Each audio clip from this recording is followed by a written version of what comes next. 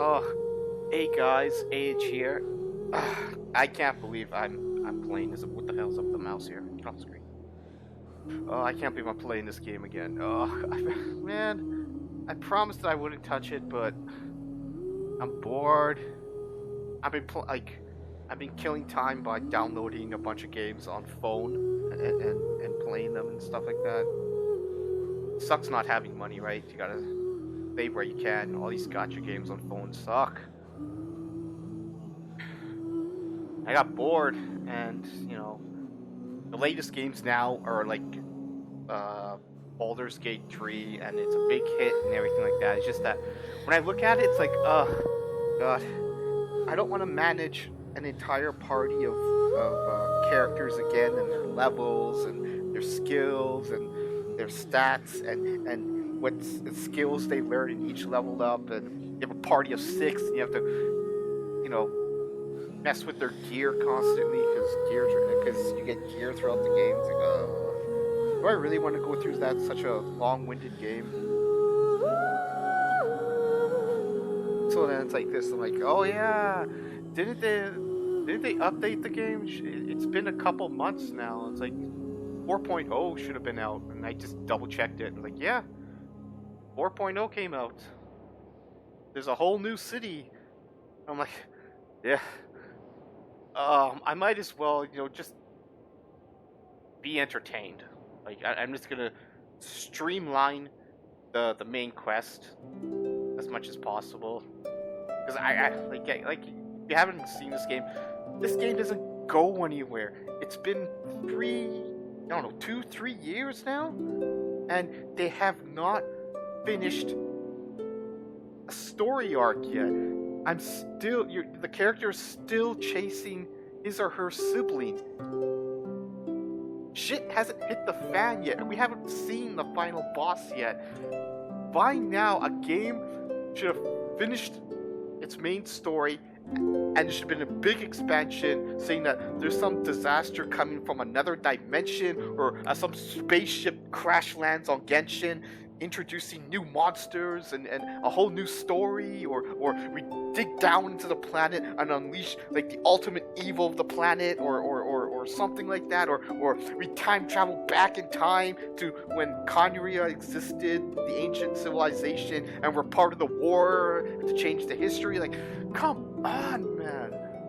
Enough with this bullshit of chasing your sibling. It's boring, and they just keep adding layer on top of layer on top of layer. It's like, ooh,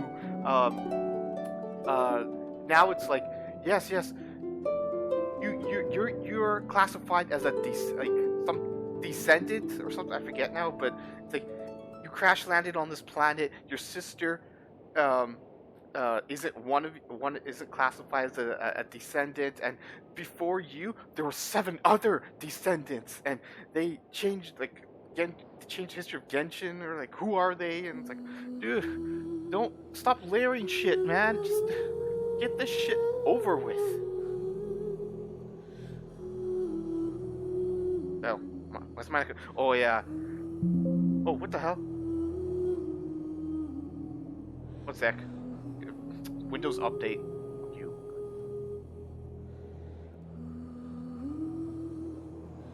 Oh, what? Ugh. I downloaded everything. Well, it shouldn't take long. Anyways, more talking, I guess. So yeah, apparently we're in the water city now. I gotta say, it's been dipping. The first zone I liked. It was flat, easy to navigate, and shit was just like easy to find. The second one was like still flat, but they included a vertical section, which I hated. It wasn't the entire zone, but I still hated it because you couldn't tell where the collectibles was. Was it above or was it below? And then they introduced the Japanese island and stuff like that. The story sucked there. It was such fucking garbage. I like one good cutscene and that's it throughout the entire year. And that was flat. It had some verticality, from what I can remember. But there was like each island had its own theme, which was okay. And then here comes Dendro. Oh my god, I hated this map. Oh, when they introduced the sand region and decided to create an entire map underground, but not include a 3D map, it was such bull. Like, I gave up trying to collect anything. I just if I collected something, it was there. I figured it out on the spot. It's like I didn't really go back try to figure it out. It's like God. And like I said, it was boring. The Dendro, oh god, it was even more boring than the Japanese one. It had one incident was a cool concept. It's like you're repeating the day over and over, but it's not actually a day. You're in a dream, so they're repeating the dream over and over. So yeah, that was cool. But other than that, it was all garbage. And I didn't. And then they filled it with the whole Wanderer story. It's very Japanese. They always try to include the storyline of the villain. It's like, I don't care about the villain. Alright? I don't care about his background. He's not cool enough.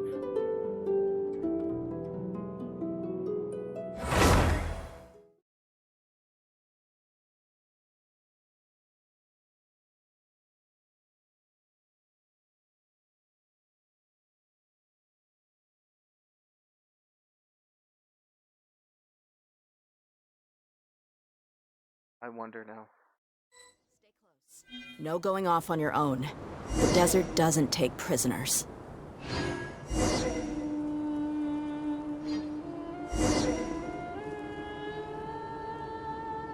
Oh yeah, and there's this whole thing about this character, Dia, which really turned me off. Like they didn't listen or care what the community wanted. They just kept their head down and plowing through it, not caring about the feedback and stuff like that. People wanted this character to be cool, wanted to be specialized in something. Like, okay, you want to be a tank, make it a cool tank. You want to be a DPS, make her a DPS. But no, they just made her kit, all her skills, all garbage. And the all desert's over the a place, tough adversary, making her but at least it doesn't hide anything. What you see is what you get, and whether you take on the challenge is entirely up to you. fucking stupid Mario. I stopped playing when Rail came out, Honkai Rail, and it got really under my skin when I found out that they spent all that time developing a clone of this game, but in space. So they expect you to play Genshin Impact and Honkai Impact Rails, and spend money on both to get characters. Like I said, it's the exact copy. Collect characters. You have a party of different elements, and to level up your character, you collect experience to level experience items to level up your characters, and then after that, you have to fight weekly bosses and grind gear in these specialized places to outfit your character. And then to get their specialized weapon, again, you have to play the summoning game and pay money to get their weapon. Not only have to get the character, you have to get their specialized weapon, which is the exact same thing in Genshin.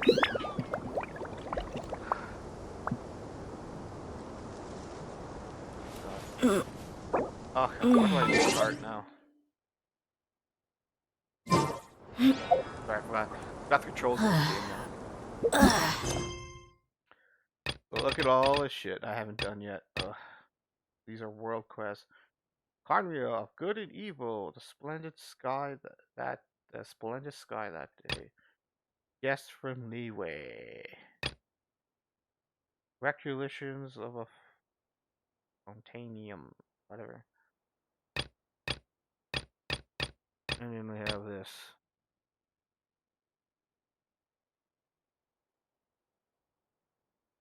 Oh yeah, just to let you know, like since I haven't played in a couple months, like I haven't done some of the main quests, so I can't. I'm guessing I can't unlock the new city. I play a little bit, so let's get this started, shall we?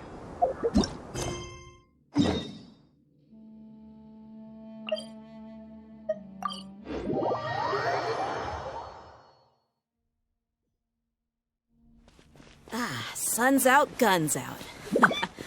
The sun... Good old Carrie!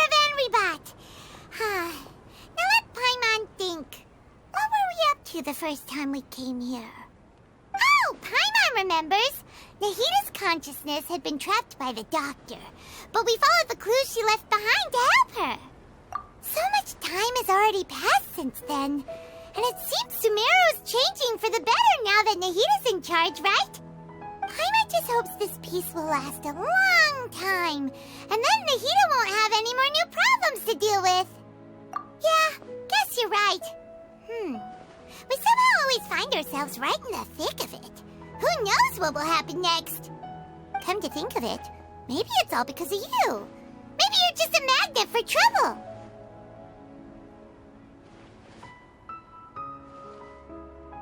Huh? Me? Before Paimon ran into you, Paimon never ran into any trouble. At most, when she was super tired, Paimon got caught in some strange whirlpool and sucked out into sea. And even then, you fished Paimon out!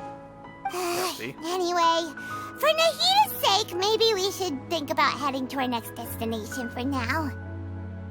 Ah, look who it is. Running into you in a place like this? I can see you two still love wandering around. Oh, it's Dia! Since when are we just wandering around? We're usually taking care of some serious business. Even though it may have nothing to do with our journey. But never mind that. What brings you here? I just finished a commission in the desert for a usual client of mine. Nothing too interesting. Just escorting a shipment of goods. I'm on my way to report back. That's when I saw you two all the way over there, chatting away. What were you two talking about anyway? Huh? You serious? Can't say I saw that coming. But you are travelers after all.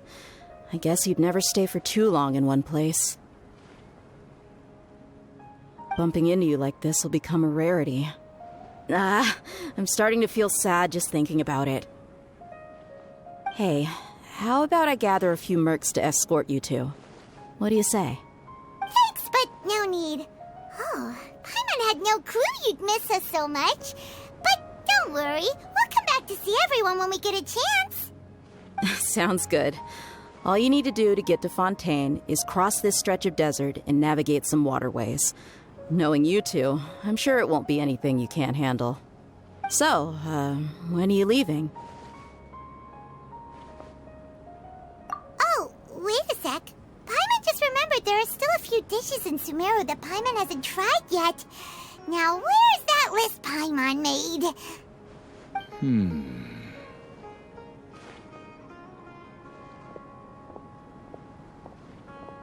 I see. Guess you won't be needing a going-away party or anything. It's sad enough to see you go like this.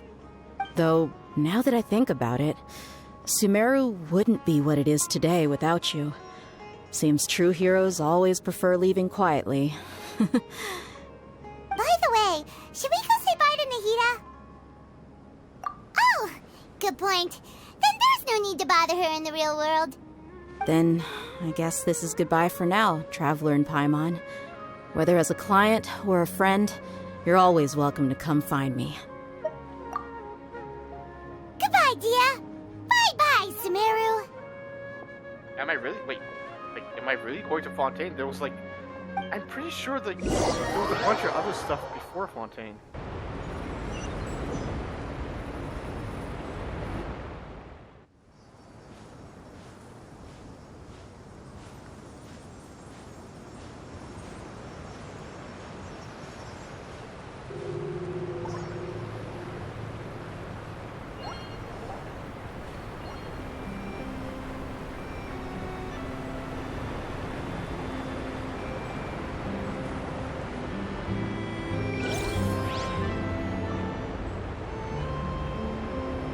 Wait, where's the map?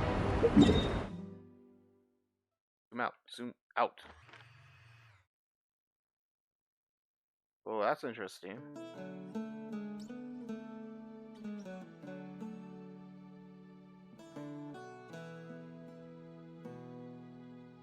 I remember this. They added this zone, right here in the last update, and there was yeah, some weekly boss battle that you're supposed to unlock here. I'm guessing that's a quest I haven't done yet.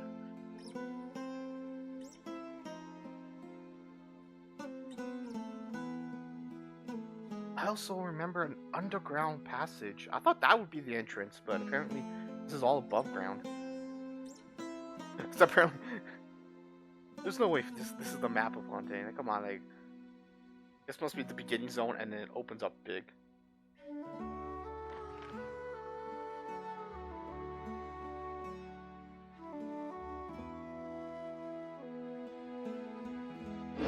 Alright.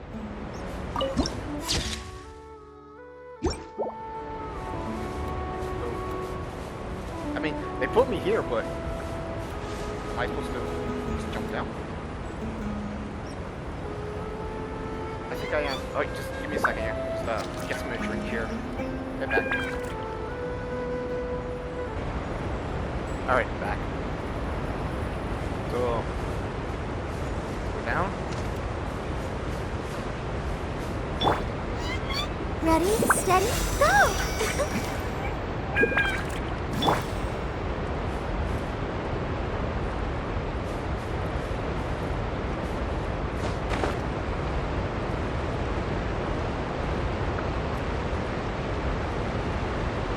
I just realized that this is like my first time actually playing this game on like the PC. It's a lot smoother. Can we just check the settings?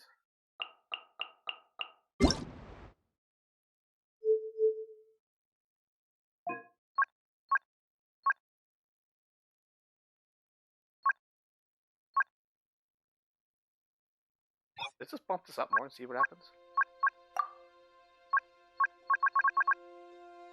Motion blur. Ew, ew, ew, ew, no.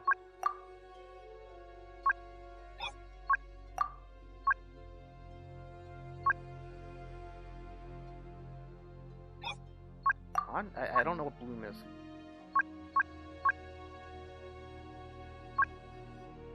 Subsurface scattering is like if you shine your hand towards the sun, the very edges of the outline of your hand, the sunlight actually passes through. So it's like the very edge of your skin is glowing. That's what subsurface scattering is.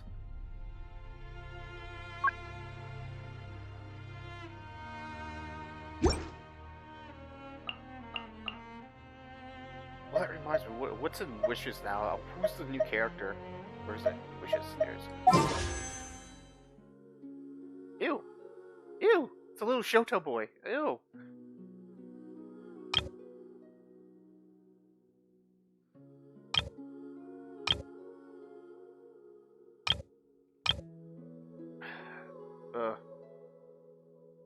I wouldn't mind kneeling. Oh, there's a new character.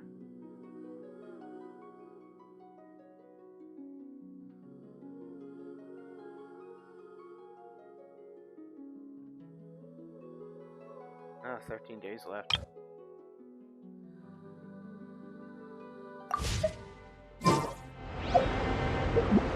Once, there was a glorious kingdom established among...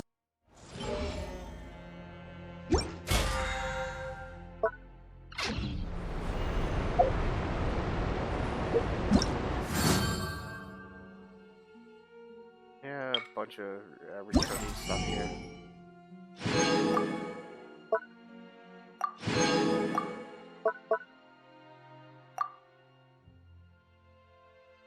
Wait, what?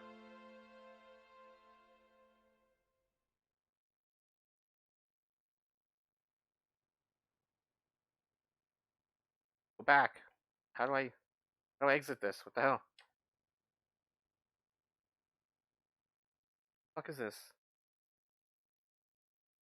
Exit.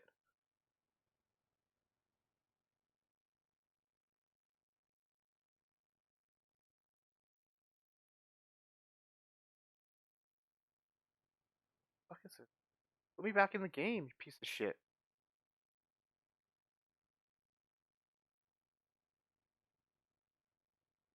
Escape?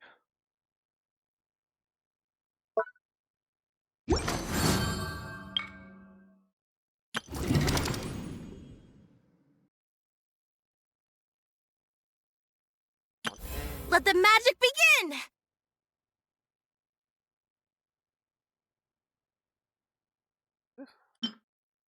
Invite to obtain. Is that a new card? Annette?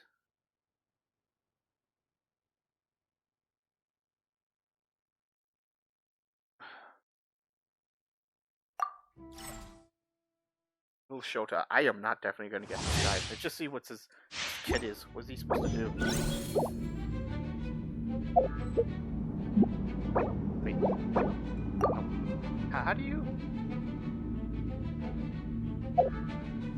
There it is.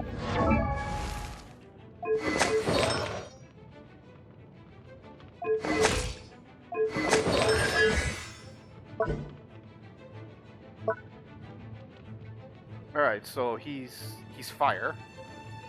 Ned does a flourish with his hat, unleashing fireworks surprise. When used, he will clear. What? He will clear all current prop surplus stacks and deal AoE pyro damage to opponents in front of him. Damage will increase according to the stacks he cleared. He will also generate his HP. He's a healer? Pyro healer? He's only healing himself. When Drain Matthew hat created by Lynn is on the field, the firework will cause it to explode. That is considered a charge attack damage. His magic enemy turns himself into a Drain Matthew cat that can move around quickly.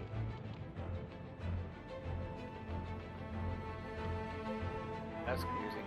When the Green Mackin cat gets close to opponents, it will send flames falling down on them. Dealing at most one instance of pyro damage for each opponent. When the duration ends, he will miss the cat and ignite fireworks that deal pyro damage. Summon one cat, and a hat and a cat. One prop stack. Lenny consumes HP when firing off a prop arrow. You're not going to have summoned by the arrow will restore 3 energy.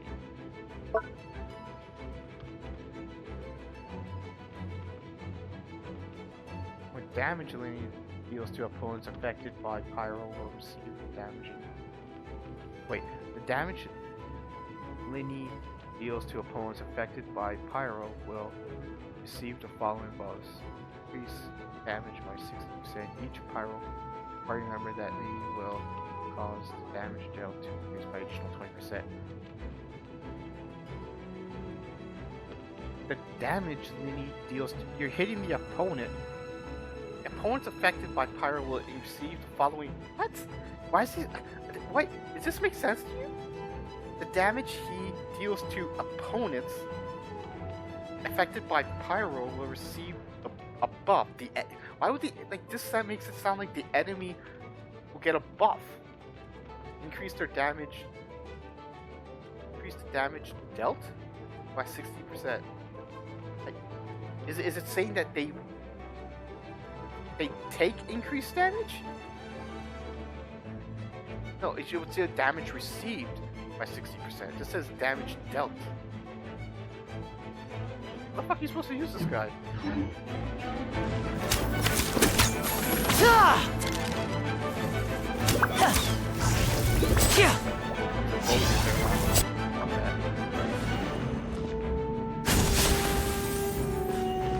Where's this hat?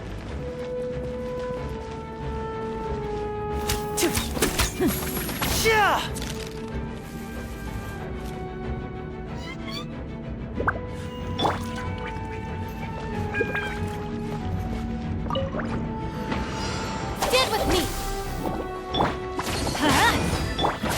Step right up!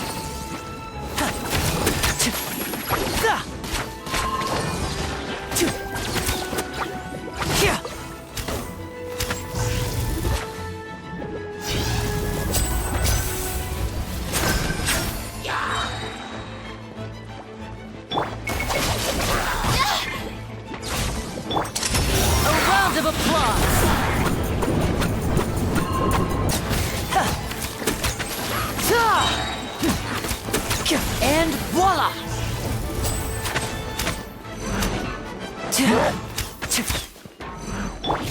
Teamwork is dreamwork! Get out of here! Eat this! Dissipate! Lightning, purify! Here comes the finale!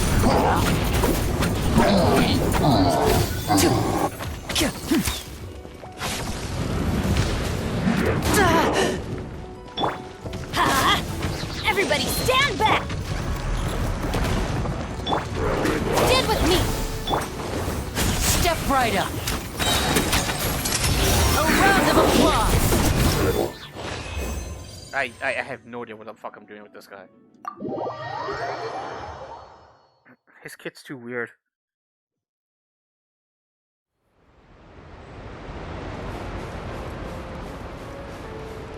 How about the other new unit?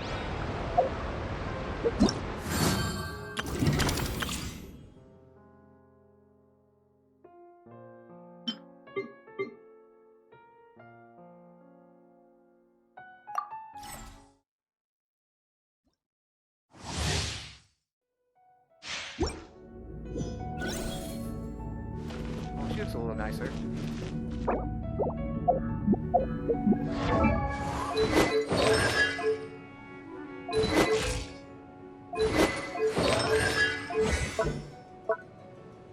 So she's wind. Flickers her mantle and executes Enigma Thrust, dealing Enigma damage. When the Enigma Thrust hits opponent, it will restore its HP based on her max HP. What's with these characters now? Is this the new thing? That all characters going forward can heal themselves? And in the 4 seconds after, she will lose a certain amount of HP per second? What?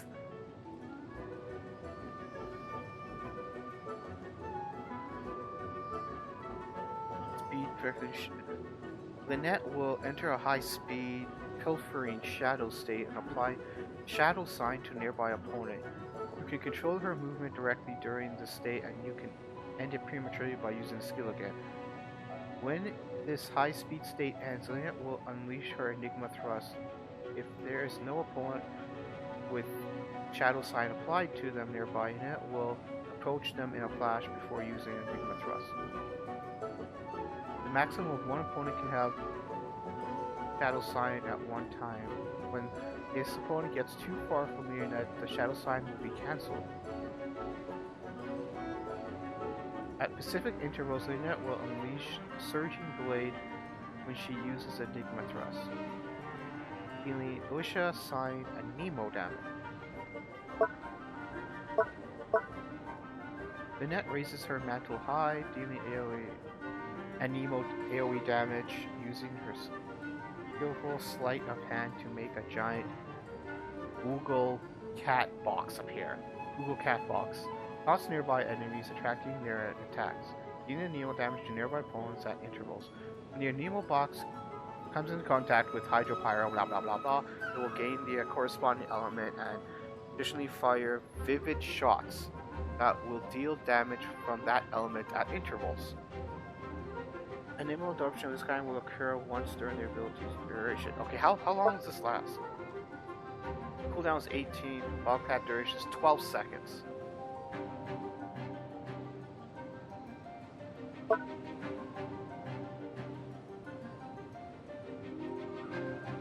If there are 1, 2, 3, 4 elemental types in the party, all party members' attacks will be increased by 8, 12, 16, 20!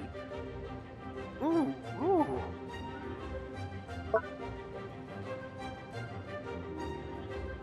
Conversion in its elemental burst will deal 15% more damage. This effect will persist until the Bobcat version ends. See, I can understand this now. She's like a good alternative to Kazuha, who I'm using right now.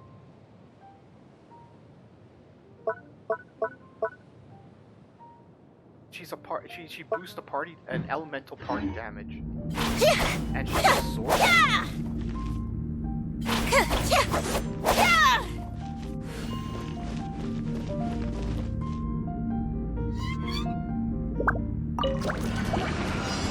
Oz, reveal thyself!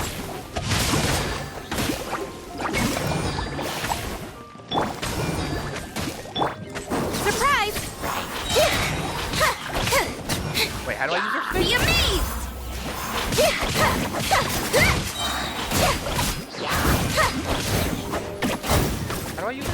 Like, Midnight Phantasmagoria!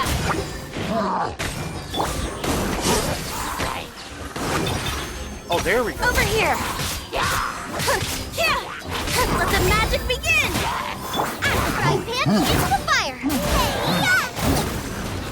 No, my sword! Ring cutter!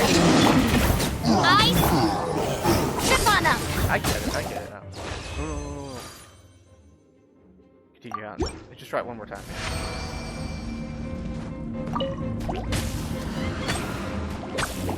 Come on. Charge.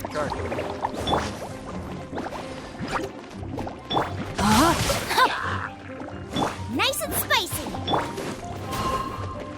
Come on, get your bird on Midnight video. Phantasmagoria.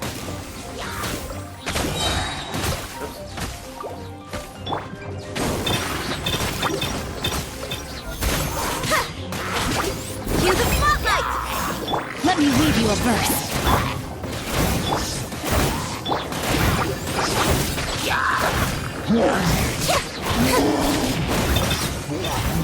Surprise!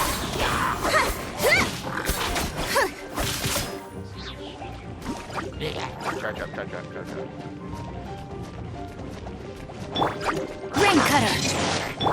Let the magic begin! Step on up!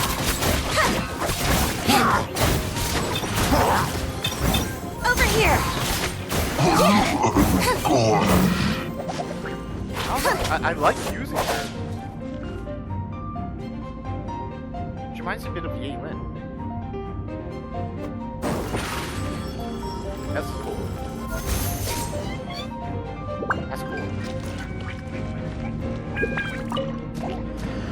Oh shit, no.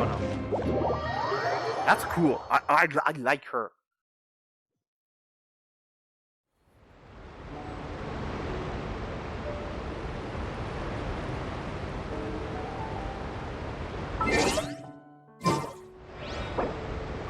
Wait, come on. I don't want him, you piece of fucking garbage. Should I?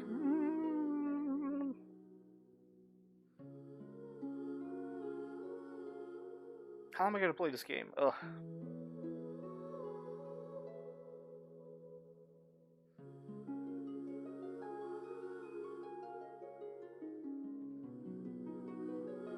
I'll hold off.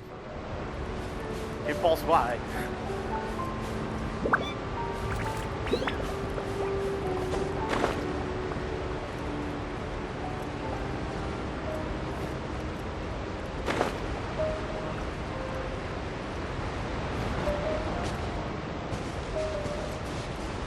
Whoa, these are new enemies.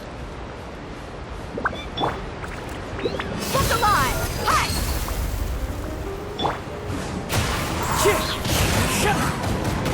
Be still. What? Is that me getting damage? What the hell's going on?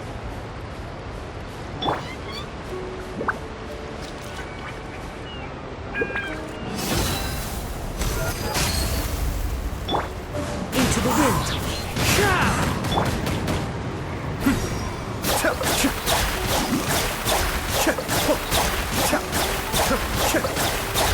Am I not damaging these guys? What the fuck?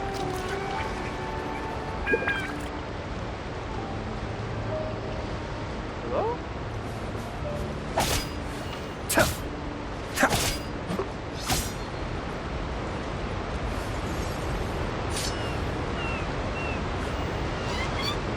What the fuck, man?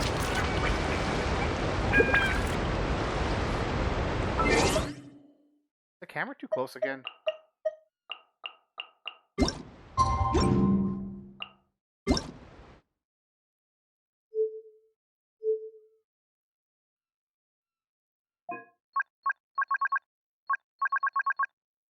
Nope, still. Yeah, man. Figure out how close this game is.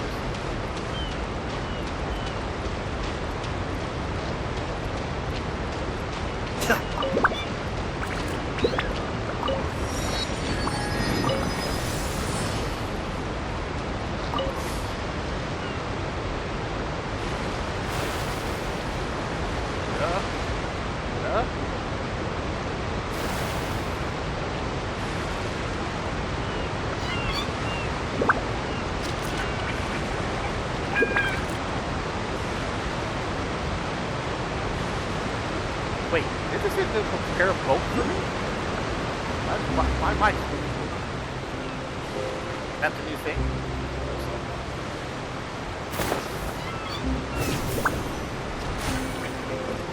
Oh my god, that's what they look like now?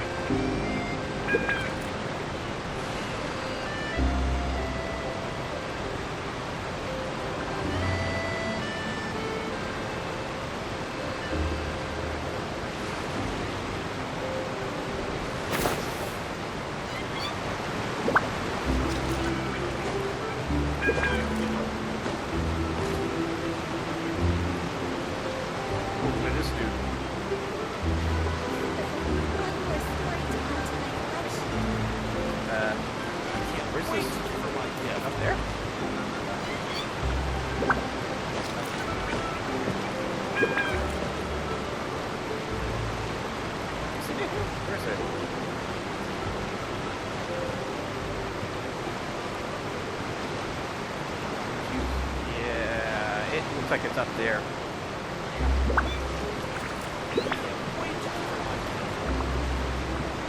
Maybe I'll just take my boat here. Wait, what the fuck are you? Whoa.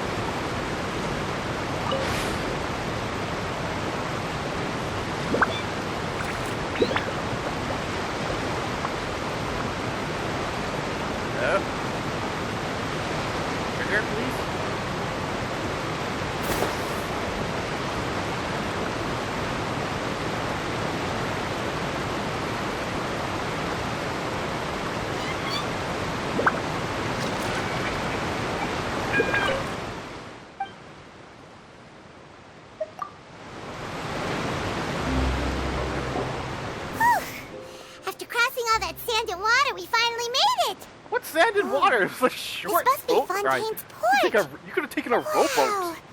Everything looks so advanced in Fontaine. Paimon's heard that the industry here is extremely developed, and there are all kinds of unusual machines. Just seeing the sights as a tourist is nice, but maybe it would be better if we found something to do. What do you think? Good idea. Nahida gave us loads of useful information. Seeking out the Seven is probably still our best source for information at this point. Yeah, the more we can learn, the better. So, what do you think the Hydro Archon's like? Will we get along? Nahida said that she has a very unique personality, whatever that means. To learn about a nation's god, start with the nation's people. There seems to be some locals talking over there. Let's go see if we can join the party.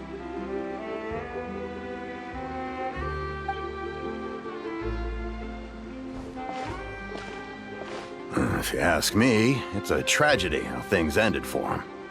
Clearly, he was a pretty decent person. Yeah, I didn't expect that kind of ending for him. I thought he would at least fight on a little longer for his family. I was expecting a sudden plot twist, but it's a pity that it never happened. Still, his story is quite the tearjerker.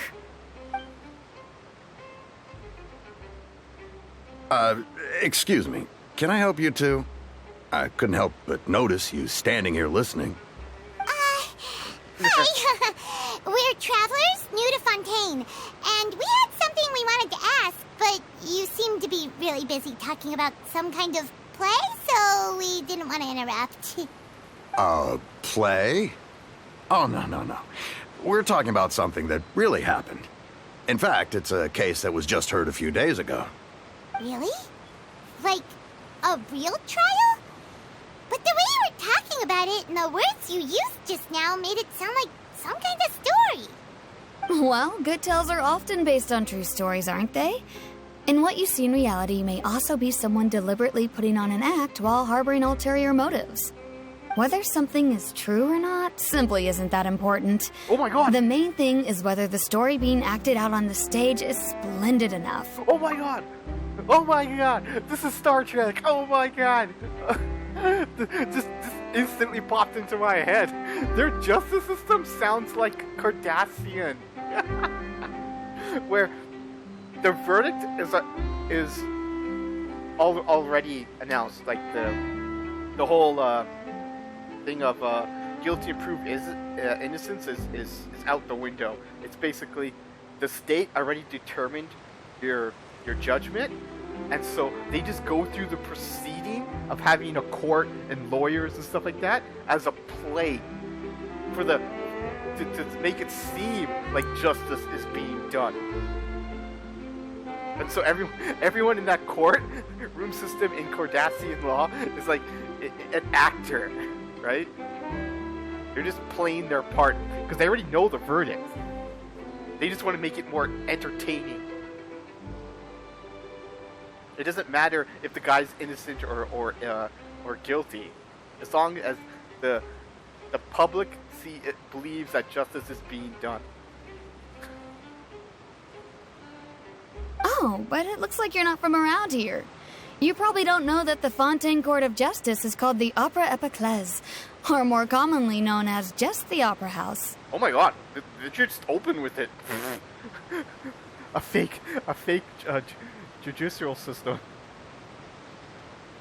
But, This shouldn't is court interesting. cases be treated a little Oh my more god. seriously than I want a Star Trek episode. Not to question Fontaine's way of doing I want to be in the things. court of law. It's just that putting someone on trial is usually a very serious thing.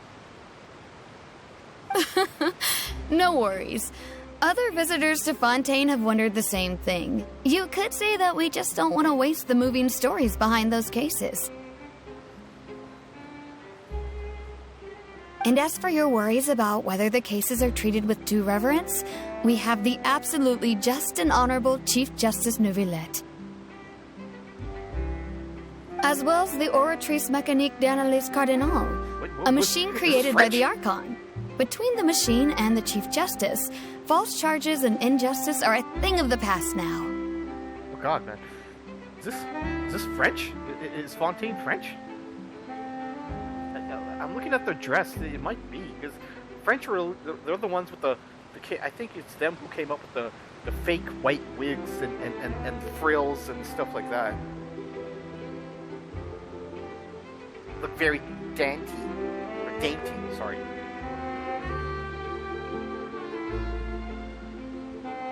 A judgment device created by the Archon? Oratrice? Is it some kind of machine too? Oh, Paimon's curious. We should check it out if we get the chance. Wait, Paimon almost forgot to ask you our question. Do you know what we should do if we want to meet the Hydro Archon? Oh, that's easy. Just go to the Opera House. Lady Farina practically lives there. You could definitely say it's her biggest passion. Huh. I think what they mean is that they wish to speak with the Archon personally. In that case, I'm afraid it's going to be a tad more difficult. You'll have to make an appointment well in advance, and it'll depend on whether or not she has any time slots available. Huh. Is the Hydro Archon super busy taking care of official stuff? Wait, didn't you say that she's always at the Opera House? No. Lady Farina seldom takes an interest with the nation's affairs. The reason it's difficult to make an appointment is simply because she's incredibly popular. That's right. After all, she is the Archon. Though she may tend to get a little dramatic from time to time, people can't get enough of